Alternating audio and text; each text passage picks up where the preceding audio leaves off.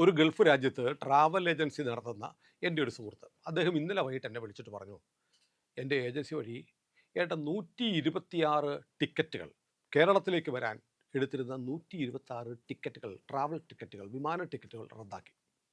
നാട്ടിലേക്ക് വരണ്ട എന്ന് 126 മലയാളികൾ തീരുമാനിച്ചു. അപ്പോൾ ഞാൻ ഏത് രാജ്യത്താണ്, അദ്ദേഹത്തിൻ്റെ പേരെന്താണ് എന്ന് പറയാത്തത് മനഃപൂർവ്വമാണ്. കാരണം എൻ്റെ സുഹൃത്തിന് പണി കിട്ടാതിരിക്കാൻ വേണ്ടിയിട്ടാണ്. പക്ഷേ അദ്ദേഹത്തിൻ്റെ ഏജൻസിയിൽ മാത്രം ബുക്ക് ചെയ്തിരുന്ന 126 ടിക്കറ്റുകൾ റദ്ദാക്കി ഇന്നലെ എന്ന് പറയുന്നു. അതിനുള്ള കാരണം എന്താണ് എന്ന് ഞാൻ ചോദിച്ചു. എന്താ അങ്ങനെ പെട്ടെന്നൊരു സംഭവം? അപ്പോൾ അദ്ദേഹം പറയുന്നു, ഈ ബുക്കിംഗ് ക്യാൻസൽ ചെയ്തവർ കാരണമൊന്നും പറഞ്ഞിട്ടില്ല. പക്ഷേ ഞാൻ അന്വേഷിച്ചത്, നാട്ടിലൊരു ചെറുപ്പക്കാരൻ, സൗദിയിൽ നിന്ന് വന്ന ചെറുപ്പക്കാരനെ കേരള പോലീസ് അറസ്റ്റ് ചെയ്തു, UAPA ചുമത്തി ജയിലിലടച്ചു. അപ്പോൾ സമാന സാഹചര്യത്തിലുള്ള ചില ആളുകളാണ് നാട്ടിലേക്ക് വരാൻ ടിക്കറ്റ് ബുക്ക് ചെയ്തിരുന്നത്. അവർ ഭയന്നു, നാട്ടിലേക്ക് പോകണ്ട എന്ന് തീരുമാനിച്ചു, ടിക്കറ്റ് ക്യാൻസൽ ചെയ്തു. നോക്കൂ, ഇത് ഒരു പുതിയ ട്രെൻഡായി മാറുകയാണ്. ഗവൺമെൻറ് ഓഫ് ഇന്ത്യയുടെ കണക്കനുസരിച്ച് ഇന്ത്യയിലെ വിവിധ സംസ്ഥാനങ്ങളിൽ പോലീസ് കേസ് രജിസ്റ്റർ ചെയ്തിട്ടുള്ള 27,000 ആളുകൾ ഗൾഫ് രാജ്യങ്ങളിൽ ജോലി ചെയ്യുന്നുണ്ട്.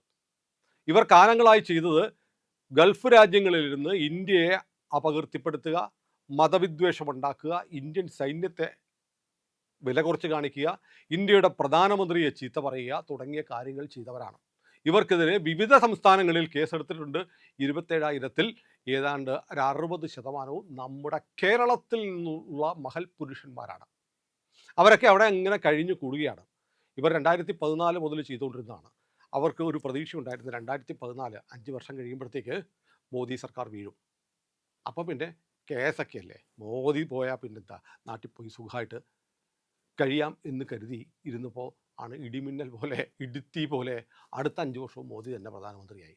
അങ്ങനെ അടുത്ത 5 വർഷവും നാട്ടിലോട്ട് വന്നില്ല. കഴിഞ്ഞ തെരഞ്ഞെടുപ്പിൽ, പാർലമെൻറ്റ് തെരഞ്ഞെടുപ്പിൽ ഇവർ കരുതി ഇത്തവണ ഉറപ്പാണ്, ഇത്തവണ മോദി പോകും എന്ന് കരുതി. അതിനുശേഷം രാഹുൽ ഗാന്ധി തന്നെ പ്രധാനമന്ത്രി, അതുകൊണ്ട് അതിനുശേഷം നാട്ടിലേക്ക് പോകാം എന്ന് കരുതി. പക്ഷേ അപ്പോഴും ഇവരുടെ തലയിൽ ഇടുത്തി പോലെ 3-ാം തവണയും നരേന്ദ്രമോദി വന്നു. നരേന്ദ്രമോദി അധികാരത്തിൽ വന്നതിന് ശേഷം 12 വർഷം പൂർത്തിയായ ഈ കാലയളവിൽ ഒറ്റത്തവണ പോലും നാട്ടിൽ വന്നിട്ടില്ല. കാരണം വിവിധ സംസ്ഥാനങ്ങളിലുള്ള ഇത്തരം കേസുകൾ തന്നെ.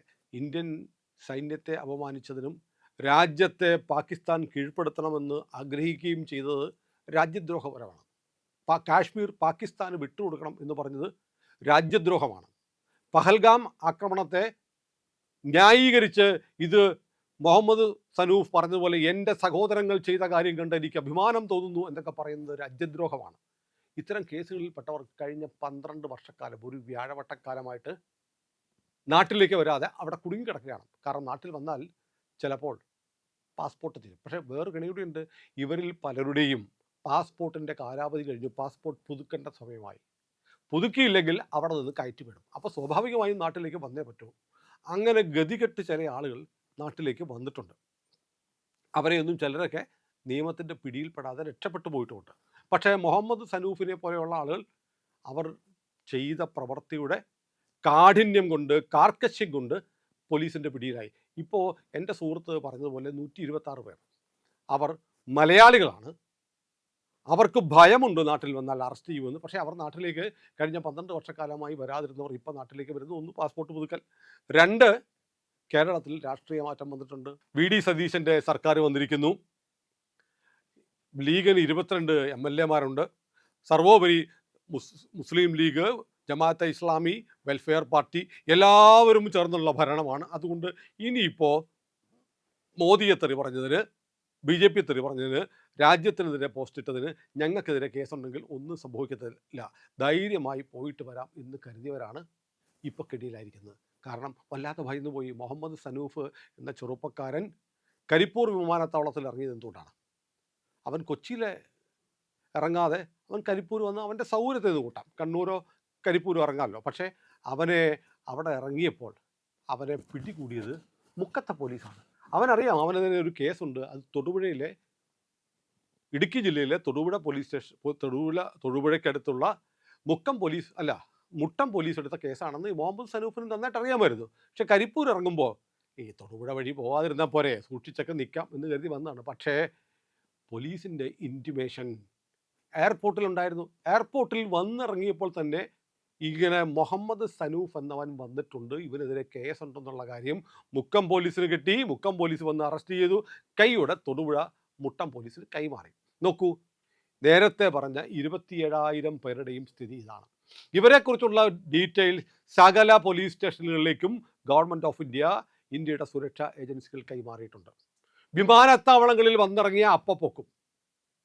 പൊക്കിക്കഴിഞ്ഞാൽ മിക്കവാറും കേസുകളിലൊക്കെ UAPA ചാർത്തേണ്ടി വരും. കാരണം അത്രമാത്രം ഗുരുതരമായ കാര്യങ്ങളാണ് വിദേശത്തിരുന്ന്. നോക്കൂ, വിദേശത്തിരുന്ന് ഇവരുടെയൊക്കെ ധാരണയുണ്ട്, വിദേശത്ത് പോയാൽ ഇന്ത്യയിലെ നിയമങ്ങൾക്കൊന്നും ചെയ്യാൻ പറ്റില്ല. വേണമെങ്കിൽ 27,000 പേരെ സൗദി അറേബ്യയും UAEയും അടക്കമുള്ള രാജ്യങ്ങളുമായി ഇന്ത്യക്കുള്ള ബന്ധം വെച്ച് വേണമെങ്കിൽ അവിടെ നിന്ന് ഡിപ്പോർട്ട് ചെയ്ത് കൊണ്ടുവരാനുള്ള നടപടികൾ ഇന്ത്യ ഗവൺമെൻറ് ചെയ്യാവുന്നതാണ്. പക്ഷേ അത് ചെയ്യാതെ വരട്ടെ, ഇന്നല്ലെങ്കിൽ നാളെ, ഇവിടെ വരാതെ എവിടെ പോവാനാ? കയ്യിലൊരു സാധനം ഉണ്ടല്ലോ. ഇവനും പറയുന്നത്, മുഹമ്മദ് സനൂഫും പറഞ്ഞത് എന്താ? ഞാൻ പാകിസ്ഥാനിയാണ്, എൻ്റെ സഹോദരന്മാർ ഇന്ത്യയെ കീഴടക്കും, മുസ്ലിമുകളല്ലാത്ത എല്ലാവരെയും കൊന്നിട്ട് ഇസ്ലാമിക രാജ്യം സ്ഥാപിക്കും, ഇന്ത്യൻ പട്ടാളം പാകിസ്ഥാനികളായ ഞങ്ങളെ വെടിവെച്ചു വന്നേക്കാം, ഞങ്ങളുടെ സ്ലീപ്പർ സെല്ലുകളെ തകർത്തേക്കാം, എന്തായാലും ഞങ്ങളുടെ പാകിസ്ഥാനികളുടെ കാശ്മീർ ഞങ്ങളുടെ ഭാഗമാക്കി ചേർക്കാനുള്ള പ്രവർത്തനത്തെ തടയാൻ കഴിയില്ല, ഇന്ത്യയിൽ പാകിസ്ഥാൻ്റെ ഭരണം വരും എന്ന് പറയുന്ന മുഹമ്മദ് സനൂഫ് എന്ന് പറയുന്ന ഈ ചെറ്റയുടെ കയ്യിലിരിക്കുന്നതും ഇന്ത്യൻ പാസ്പോർട്ടാണ്. അത് മറന്നിട്ടാണ് ഇവർ വിദേശ രാജ്യങ്ങളിൽ, ഗൾഫ് രാജ്യങ്ങളിൽ ഇരുന്ന് ഈ പണി ചെയ്തുകൊണ്ടിരിക്കുന്നത്. ഗൾഫ് രാജ്യങ്ങളിൽ ഇരുന്ന് ഇവർ എത്ര ഹിന്ദുക്കളായിട്ടുള്ള ആളുകൾക്കിട്ട് പണി കൊടുത്തിട്ടുണ്ട് എന്ന് ആലോചിച്ച് നോക്കി. ഒരുപാട് പേർക്കെതിരെ വ്യാജ പരാതികൾ കൊടുത്ത് BJPയെ സപ്പോർട്ട് ചെയ്തതിൻ്റെ പേരിൽ, ഇന്ത്യയുടെ പ്രധാനമന്ത്രിക്ക് പിന്തുണ അറിയിച്ചതിൻ്റെ പേരിൽ ഇവർ കള്ളക്കേസുകൾ ഉണ്ടാക്കി 100 കണക്കിന് മലയാളികളെ ഈ ജിഹാദി കൂട്ടം മുൻകാലങ്ങളിൽ ഉപദ്രവിച്ചിട്ടുണ്ട്. അതിൻ്റെ കണക്ക് തീർക്കാൻ കരുതി വെച്ചിട്ടുണ്ടെന്ന് ഇവരൊക്കെ മറന്നുപോയി. നാട്ടിലോട്ട് തിരിച്ചു വരുമ്പോൾ 8ൻ്റെ പണി കൊടുക്കാൻ, അത് നിനക്കൊക്കെ അനുകൂലമായി ചിന്തിക്കുമെന്ന് നീയൊക്കെ കരുതുന്ന ഒരു സർക്കാർ ഉണ്ടെങ്കിൽ പോലും അവർക്കും നിങ്ങളെ രക്ഷപ്പെടുത്താൻ കഴിയാത്ത തരത്തിലുള്ള കർക്കശമായ നിയമവ്യവസ്ഥകൾ നമ്മുടെ നാട്ടിലുണ്ട്. UAPA ചുമത്തിയാൽ തീർന്നു, ജയിലിൽ കിടക്കും. വിചാരണ കൂടാതെ ജയിലിൽ കിടക്കും. വർഷങ്ങൾ അവിടെ ഇരുന്ന് ഇന്ത്യയെ വെട്ടിമുറിക്കണം, ചിക്കൻ നെക്ക് വേർപെടുത്തണം എന്നൊക്കെ പറഞ്ഞ നിൻ്റെയൊക്കെ വെൽഫെയർ പാർട്ടിയുടെ ദേശീയ അധ്യക്ഷൻ്റെ മകനുണ്ടല്ലോ, ഉമർ ഖാലിദ്. കേരളത്തിലെ മാധ്യമങ്ങൾ ഉമർ ഖാലിദ് ഷർജിൽ ഇമാം എന്നൊക്കെ പറയത്തുള്ളൂ. ആരാണ് ഉമർ ഖാലിദ് എന്ന് പറയത്തില്ല. വെൽഫെയർ പാർട്ടി എന്ന് പറയുന്ന ജമായത്തെ ഇസ്ലാമിയുടെ പൊളിറ്റിക്കൽ വിങ്ങായ ആ പാർട്ടിയുടെ ദേശീയ അധ്യക്ഷൻ്റെ മകനാണ് ഈ ഉമർ ഖാലിദ്. തലകുത്തി നിന്നു ഇവിടുത്തെ ഇടതുപക്ഷ നറേറ്റീവുകൾ, ഇസ്ലാമിക് നറേറ്റീവുകൾ, മാധ്യമങ്ങൾ. ഏഷ്യാനെറ്റ് പോലെയുള്ള മാധ്യമങ്ങളിലെ അബ്ജോദ് വർഗീസിനെ പോലെയുള്ള ആളുകളൊക്കെ ഉമർ ഖാലിദിന് വേണ്ടി കണ്ണീരൊഴുക്കി. ജാമ്യം ഇതുവരെ കിട്ടിയിട്ടില്ല. ഇന്നലെയും തള്ളി ജാമ്യം, ഇന്നലെയും. വർഷം എത്രയായി? ആ UAPയാണ് മുഹമ്മദ് സനൂഫിനെതിരെ ചുമത്തിയിരിക്കുന്നത്. ഉറപ്പാണ് ഇന്ത്യക്കാരെ ദ്രോഹിക്കണം, കൊല്ലണം, എന്നിട്ട് കാഫിറുകളെ ഇല്ലായ്മ ചെയ്ത് ഇസ്ലാമിക ഭരണം വരണം, പാകിസ്ഥാൻ്റെ ഭരണം വരണം, പാകിസ്ഥാനാണ് എൻ്റെ മാതൃരാജ്യം എന്ന് പറഞ്ഞവനെയൊക്കെ അനുഭവിക്കും, ഒരു സംശയവുമില്ല. ഇപ്പോൾ 27,000 പേര് അവിടെ ഉണ്ടെന്ന് ഞാൻ പറഞ്ഞില്ലേ, അതിലൊരു 60% മലയാളികളാണെന്ന് പറഞ്ഞില്ല. ഇവൻ്റെയൊക്കെ പാസ്പോർട്ടിൻ്റെ കാലാവധി തീർന്നാൽ അവിടെ നിന്നൊരു വൈറ്റ് പേപ്പർ കൊടുത്ത് എക്സിറ്റ് അടിച്ച് ഇങ്ങോട്ട് വിടും. അപ്പോഴും ഇങ്ങോട്ട് തന്നെ വരും, പണി പോകും. ഇപ്പോൾ മുഹമ്മദ് സനൂഫ് എന്നുള്ള 26-കാരന് അവിടെ ഒരു ജോലി ഉണ്ടായിരുന്നു സൗദി അറേബ്യയിൽ, പോയില്ലേ? ഇനി ഐക്കരപ്പടി പൂച്ചാൽ അണിയമ്പള്ളി P.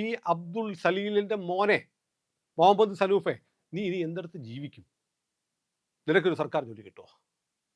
നിനക്കിനി വിദേശത്ത് പോകാൻ പറ്റുമോ? ഇല്ല, നിന്റെ ജീവിതം അവസാനിച്ചു. അപ്പോൾ ഇന്ത്യക്കെതിരെ യുദ്ധം ചെയ്യാൻ തുടങ്ങിയാൽ, ഇസ്ലാമിക രാജ്യമാക്കാൻ, മുസ്ലിങ്ങളല്ലാത്ത മുഴുവൻ പേരെയും കൊല്ലാൻ പാകിസ്ഥാൻ്റെ സഹായം തേടുന്നു എന്ന് പറയുന്ന നീയൊക്കെ ഈ രാജ്യത്ത് ജീവിക്കാൻ അർഹതപ്പെട്ടവരല്ല. പക്ഷേ നമ്മുടെ രാജ്യത്ത് സൗദി അറേബ്യയിലെ പോലെ മാതൃരാജ്യം എന്ന് നീയൊക്കെ കരുതുന്ന സൗദി, ഗൾഫ് രാജ്യങ്ങളിലെ പോലെ കർശനമായ നിയമമില്ലാത്തതുകൊണ്ട് ജീവനോടെ നീയൊക്കെ കുറേ കഴിയുമ്പോൾ പുറത്തിറങ്ങും. പക്ഷേ അന്ന് മുതൽ ഇനിയുള്ള നിൻ്റെ ജീവിതകാലം 26 വയസ്സല്ലേ ഉള്ളൂ, മിനിമം ഒരു 10-30 വർഷത്തോടെ ജീവിക്കുമല്ലോ ഏറ്റവും ചുരുങ്ങിയത്. പക്ഷെ ഇനിയുള്ള നിൻ്റെ ജീവിതം മുഴുവൻ ഇന്ത്യയിലെ സുരക്ഷാ ഏജൻസികളുടെ നിരീക്ഷണത്തിലായിരിക്കും. നീ നോട്ടപ്പുള്ളിയാണ് എക്കാലത്തും. ഇതറിയാം 27,000 പേർക്കും. അതിൽ 60% എന്ന് പറയുമ്പോൾ ഒരു 10-12,000 പേരെങ്കിലും വരത്തില്ലേ? അത്രയും പേർ മലയാളികളാണ്. അതുകൊണ്ടാണ് 126 പേർ ടിക്കറ്റ് ക്യാൻസലാക്കി. അപ്പോൾ 126 പേരും കൂടെ ഇവിടെ വന്നിറങ്ങുകയും 126 പേരെയും എയർപോർട്ടിൽ വെച്ച് തന്നെ പോലീസ് പിടികൂടുകയും ചെയ്തതെങ്കിൽ അതൊരു വലിയ വാർത്തയായി മാറിയത്. ഏതായാലും ഇപ്പോൾ പതുക്കെ ഈ മറ്റേ സുഡാപ്പി ഹാൻഡിലുകൾ പറയുന്നുണ്ട്, രമേശ് ചെന്നിത്തലയുടെ പോലീസ് ചെയ്ത് ശരിയായില്ല, UAPA ചുമത്താൻ പാടില്ല, UAPA മുസ്ലിങ്ങളെ പീഡിപ്പിക്കാനുള്ള നിയമമാണ്, വെള്ളാപ്പള്ളിക്കെതിരെ UAPA ചുമത്തിയില്ല. വെള്ളാപ്പള്ളി എന്ത് ചെയ്തു? വെള്ളാപ്പള്ളി കണക്ക് പറയുന്നു, മലപ്പുറം അടക്കമുള്ള ജില്ലകളിൽ മുസ്ലിങ്ങൾക്ക് എത്ര വിദ്യാഭ്യാസ സ്ഥാപനമുണ്ട്, ഹിന്ദുക്കൾക്ക് എത്രയുണ്ട് എന്ന് പറയുന്നു. അതിന് UAPA പാകിസ്ഥാൻ, അതുകൊണ്ട് പാകിസ്ഥാൻ വന്നിട്ട് ഇവിടുത്തെ മുസ്ലിങ്ങളെ മുഴുവൻ കൊന്നിട്ട് ഞങ്ങൾക്ക് പള്ളിക്കൂടങ്ങൾ സ്ഥാപിച്ചു തരണം എന്ന് വെള്ളാപ്പള്ളി പറഞ്ഞാൽ രാജ്യദ്രോഹമാണ്. ഇവിടെ എൻ്റെ സമുദായത്തിന് മറ്റുള്ളവർക്ക് കിട്ടുന്നതിന് പോലെ കിട്ടുന്നില്ല, ഞങ്ങൾ വലിയ സമുദായമാണ്, എണ്ണത്തിൽ കൂടുതൽ ഞങ്ങളാണ്, അതുകൊണ്ട് ഞങ്ങൾക്കും വേണം എന്ന് പറഞ്ഞ വെള്ളാപ്പള്ളി രാജ്യദ്രോഹം പറഞ്ഞു എന്നാണോ പറഞ്ഞത്? വെള്ളാപ്പള്ളി പറഞ്ഞ ഫാക്ട്സ് ആണ്. വെള്ളാപ്പള്ളിയുടെ പേര് പറഞ്ഞിട്ടാണ് ഈ മുഹമ്മദ് സനൂഫിനെ ചില ഓന്മാരെ ന്യായീകരിക്കുന്നത്. ഏതായാലും ഒരു കാര്യം ഉറപ്പാണ്, ഒരുപാട് മലയാളികളെ, ഒരുപാട് ഹിന്ദുക്കളെ ഗൾഫിൽ ഇരുന്നിട്ട് ഗൾഫ് എന്ന് പറയുന്ന രാജ്യത്തിൻ്റെ സൗകര്യങ്ങൾ അനുഭവിച്ചുകൊണ്ട് നിങ്ങൾ ദ്രോഹിച്ചിട്ടുണ്ട്. ഒരു കണക്കും ചോദിക്കാതെ പോവില്ല. കണക്കുകൾ വീട്ടാനുള്ളതാണ്, അത് വീട്ടിക്കൊണ്ടേയിരിക്കും. പ്രിയമുള്ളവരെ, ഇന്ത്യ ലൈവ് സബ്സ്ക്രൈബ് ചെയ്യാത്ത പ്രേക്ഷകർ ഉറപ്പായിട്ടും ഇപ്പോൾ തന്നെ അത് ചെയ്യണേ.